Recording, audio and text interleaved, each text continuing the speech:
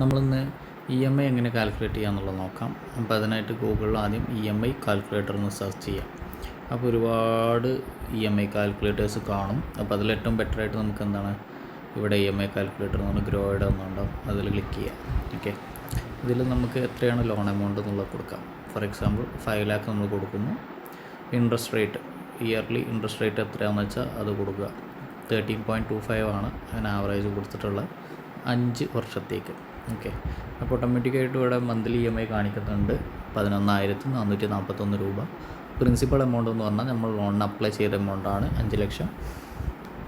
Total interest എന്ന് പറഞ്ഞാൽ ഈ 5 വർഷ കാലയളവിൽ 5 ലക്ഷം ലോണിനുള്ള ടോട്ടലായിട്ട് നമ്മൾ അടയ്ക്കേണ്ടി വരുന്ന ഇൻട്രസ്റ്റാണ് 1,86,438 എന്ന് പറയുന്നത്. അതായത് മൊത്തം ടോട്ടൽ എമൗണ്ട് ഇൻക്ലൂഡിങ് ഇൻട്രസ്റ്റ് നമ്മൾ തിരിച്ചടക്കുമ്പോൾ 6,86,438 രൂപ അടയ്ക്കേണ്ടതായി വരുന്നു.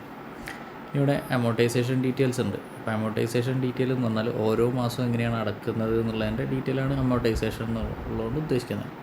അതായത് അപ്പോൾ അതിൽ ഇപ്പം ഇത് ജൂലൈ മാസമാണ്. അപ്പോൾ അതിൽ ജൂലൈ മാസം എന്ന് പറഞ്ഞാൽ നമ്മൾ ഇവിടെ കണ്ടോ ടോട്ടൽ പേയ്മെൻറ്റ് 11,441 രൂപയാണ്. അപ്പോൾ ഈ 11,441 രൂപയിൽ 5,919 രൂപയാണ് നമ്മളെ പ്രിൻസിപ്പളിലേക്ക് പോകുന്നത്, അതായത് മുതലിലേക്ക് പോകുന്ന എമൗണ്ട്.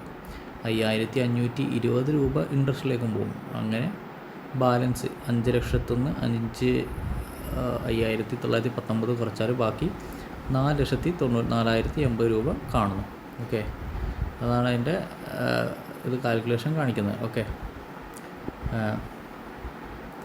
അങ്ങനെ ഇത് 5 വർഷം കഴിയുമ്പോൾ 5 വർഷം കഴിഞ്ഞിട്ട് ലാസ്റ്റിലേക്ക് വരുന്ന സമയത്ത് കണ്ടോ, ലാസ്റ്റിലേക്കൊക്കെ വരുന്ന സമയത്ത് പ്രിൻസിപ്പളിൻ്റെ എമൗണ്ട് വളരെ കൂടി. നമ്മൾ 5,000 എന്നുള്ളത് മാറിയിട്ട് 9,000 10,000 ഒക്കെ ആയി. അപ്പോൾ ഇവിടെ അതുപോലെ തന്നെയാണ് എന്താണ് ഇൻട്രസ്റ്റിൻ്റെ റേറ്റ് കുറഞ്ഞിട്ടും വരും.